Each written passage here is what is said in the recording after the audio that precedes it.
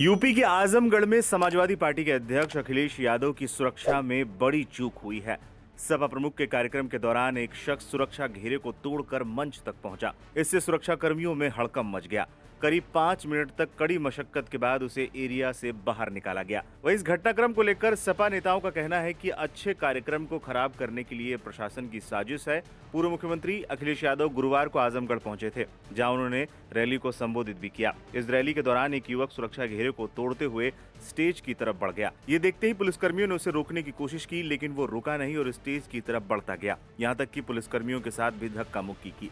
इसके बाद युवक वहीं जमीन पर बैठ गया और फिर लेट गया। आखिर में कड़ी मशक्कत के बाद पुलिसकर्मियों ने उसे सुरक्षा एरिया से बाहर निकाला। ये घटनाक्रम अखिलेश यादव के आजमगढ़ दौरे के दौरान हुआ, जिससे कार्यक्रम में कुछ देर के लिए अफरा तफरी का माहौल बन गया। युवक के मंच के करीब पहुंचने पर सुरक्षा कर्मियों की मुस्तैदी पर भी सवाल उठ रहे हैं। इस दौरान का वीडियो भी सामने आया, जिसमें अखिलेश यादव मंच पर बैठे थे। तभी भीड़ से एक युवक ने पुलिस वालों को धक्का देते हुए मंच की ओर दौड़ा। करीब 4 फीट ऊंची बैरिकेडिंग फांदकर मंच के नीचे घेरे में पहुंच गया और नारेबाजी करने लगा।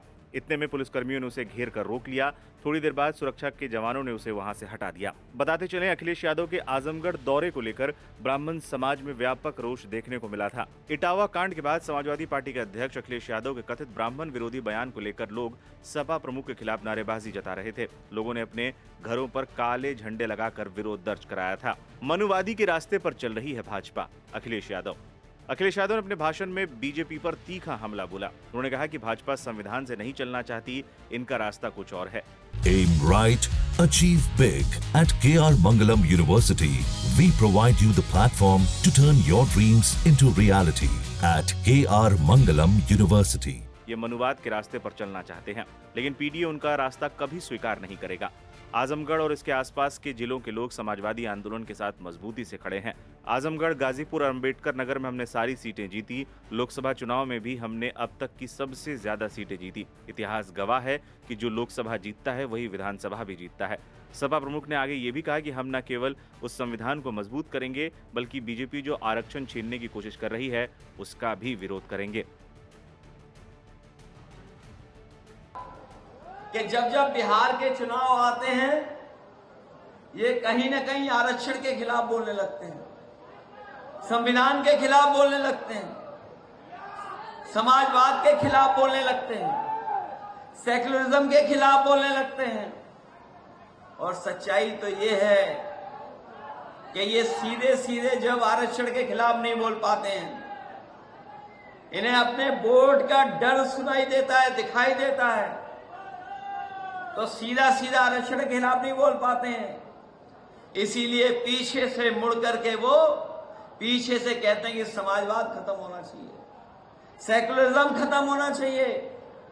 जिन लोगों ने इतिहास पढ़ा होगा वो जानते होंगे, जिस समय भारतीय जनता पार्टी की गठन होने की कार्रवाई हुई थी और उनका जब पहला अधिवेशन हुआ था, उस पहले अधिवेशन में ये तय कर रहे थे भारतीय जनता पार्टी के लोग कि किस विचारधारा से उनकी पार्टी चलेगी।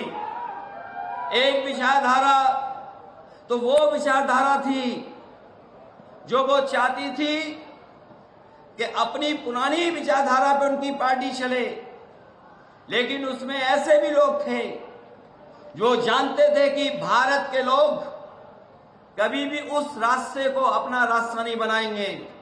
इसीलिए उस अधिवेशन में इन्होंने जो फैसला लिया था वो लिया था कि भारतीय जनता पार्टी का जो रास्ता होगा वो समाजवादी रास्ता होगा, वो सेकुलर रास्ता होगा। लेकिन आज वो भूल गए, क्योंकि उनके पहले अधिवेशन का जो प्रस्ताव था वो प्रस्ताव यही था कि वो समाजवादी रास्ता और सेकुलर रास्ता अपनाने का काम करेंगे। लेकिन आज जिस विचारधारा से उनकी पार्टी बनी है, उन्हीं के लोग इंजन और डब्बों को डरा रहे हैं, क्योंकि इनके इंजन और डब्बे उसी पटरी पे चल रहे हैं, उसी विचारधारा की पटरी पे चल रहे हैं। जो विचारधारा समय समय पर इंजन और डिब्बे को हिलाती रहती है। याद रखना, ये इंजन इस बार नहीं टकरा रहे, डब्बे नहीं टकरा रहे हैं। इस बार पटरी के मालिक लोग पटरी हिलाना चाहते हैं, इसीलिए अभी तक वो अपना अध्यक्ष नहीं चुन पाए हैं। बताओ कहीं अध्यक्ष चुन पाए हैं वो लोग? इसीलिए ध्यान हटाने के लिए कि देश में बहस छिड़ जाए, क्योंकि इधर जाति जनगणना को लेकर के लोग जागरूक हो गए और इतने जागरूक हो गए कि वो जानते हैं कि जाति जनगणना हो जाएगी तो हमें अधिकार मिलना शुरू हो जाएगा। इसीलिए समाजवादी पार्टी ने संकल्प लिया है कि जो सपना बाबा साहब भीमराव अम्बेडकर जी ने देखा, जो सपना डॉक्टर राम मनोहर लोहिया ने देखा, जिस रास्ते पर नेताजी और हमारे आपके तमाम समाजवादी नेता चले कि सामाजिक न्याय का रास्ता हो, सामाजिक न्याय से हमें बदलाव होना है। इसलिए आज के दिन जब हम लोग आजमगढ़ में इस स्थान पर इकट्ठे हुए हैं, एक नई शुरुआत कर रहे हैं, तो हम संकल्प लेकर के जाएं कि आने वाले समय में हम लोग समाजवादी लोग मिलकर के सामाजिक न्याय की स्थापना कर करके अपने पीढ़ी के परिवार के लोगों को सम्मान और हक दिलाने का काम करेंगे।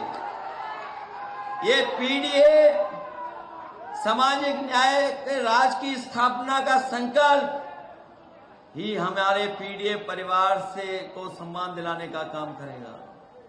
ये पीढ़ी वही है जो कभी बाबा साहब भीमराव अम्बेडकर जी ने संविधान के तहत हक और सम्मान दिलाया जिनको।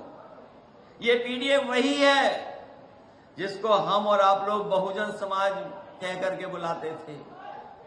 ये पीढ़ी हमारे पीड़ित, दुखी, अपमानित लोगों को एक साथ लाने का नारा है।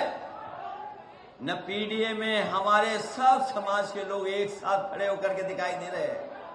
इसलिए हम आज कहना चाहते हैं कि हमारे साथी बहुत सारे सुझाव दे रहे थे कि ये जो स्थान बना है, घर है, पार्टी कार्यालय है, इसका नाम क्या हो।